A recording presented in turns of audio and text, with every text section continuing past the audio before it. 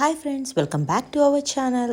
ఈరోజు recipe chicken fry. దీనికోసం నేను ముందుగా ఆనియన్స్ తీసుకున్నాను, గ్రీన్ చిల్లీ తీసుకున్నాను. ఆనియన్స్ని ఈ సైజులో కట్ చేసి పక్కన పెట్టుకున్నాను. కొరియాండర్, కర్రీ లీఫ్ కూడా తీసుకున్నాను. కొత్తిమీరను కూడా చిన్నగా చాప్ చేశాను. పచ్చిమిరపకాయలని చీలికలుగా కట్ చేశాను. చికెన్ని చాలా నీట్గా వాష్ చేసుకున్న, పసుపు ఉప్పు వేసి ఒక బౌల్లోకి తీసుకున్న తర్వాత మనం కట్ చేసుకున్నటువంటి కొత్తిమీర, కరివేపాకు, ఉల్లిపాయలు, పచ్చిమిరపకాయలు అన్నీ వేసేయాలి చికెన్లోకి.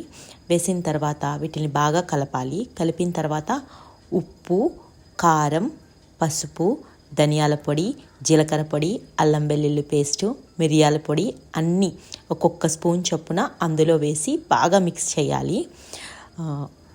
నేను పిల్లలు ఎక్కువ కారం తినలేరు కాబట్టి ఇంత తక్కువ క్వాంటిటీస్లో కలుపుతున్నాను.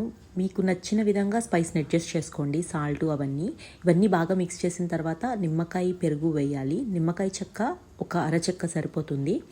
కొంచెం 2 స్పూన్లు పెరుగు వేస్తే సరిపోతుంది. పెరుగు పుల్లగా ఉండకుండా చూసుకోండి, తీయగా ఉంటే బెటరు, ఎందుకంటే నిమ్మకాయ యాడ్ చేస్తున్నాం కాబట్టి.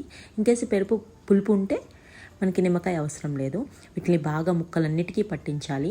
బాగా కలిపిన తర్వాత నేను ఒక బౌల్లోకి ట్రాన్స్ఫర్ చేసుకున్నాను, ఎందుకంటే దీన్ని ఫ్రిడ్జ్లో పెడతాం. మ్యారినేషన్ అయిపోయింది కదా. ఇప్పుడు మనం రేపొద్దున చికెన్ వండుతామంటే ఆ రోజు నైట్ కనుక చేసుకుంటే చాలా బాగుంటుంది. మినిమం 12 అవర్స్ ఉంటే మ్యారినేషన్ 10 అవర్స్ చాలా బాగుంటుంది. నేను లిడ్ క్లోజ్ చేశాను, ఫ్రిడ్జ్లో పెట్టాను. పెట్టిన తర్వాత నాకైతే నేను మధ్యాహ్నం 2ంటికి మ్యారినేట్ చేసుకున్నాను నైట్ వండుతున్నాను అంటే. సో నాకు ఈవినింగ్కి ఇట్లా తయారైంది చికెన్. దాన్ని తీసుకుని నేను నీట్గా నాన్ స్టిక్ ప్యాన్ తీసుకుని ఓన్లీ 1 or 2 స్పూన్సే ఆయిల్ యాడ్ చేశాను.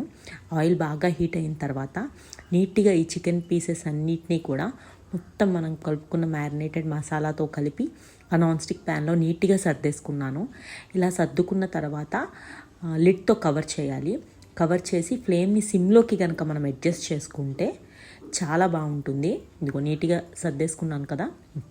సర్దిన తర్వాత లిడ్తో కవర్ చేసి ఫ్లేమ్ని మాత్రం సిమ్లోనే పెట్టాలి, లేకపోతే కర్రీ మాడిపోతుంది. ఇది కుక్ అవ్వడానికి కొంచెం టైం పడుతుంది.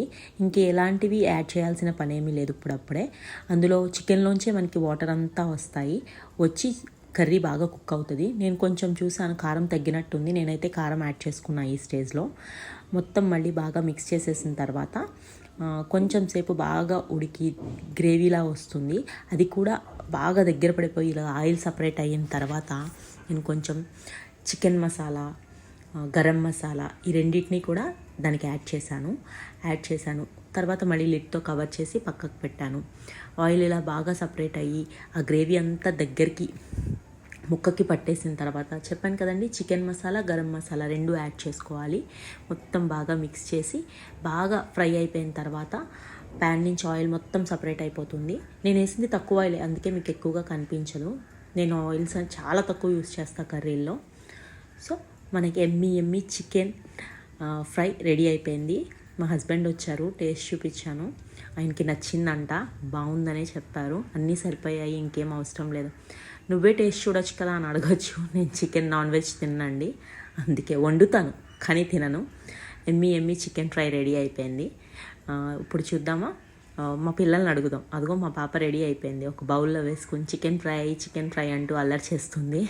రూపశ్రీ తన పేరు. అగో చూసారా చికెన్ ఫ్రై. చికెన్ అనగానే కిచెన్లోకి వస్తుంది.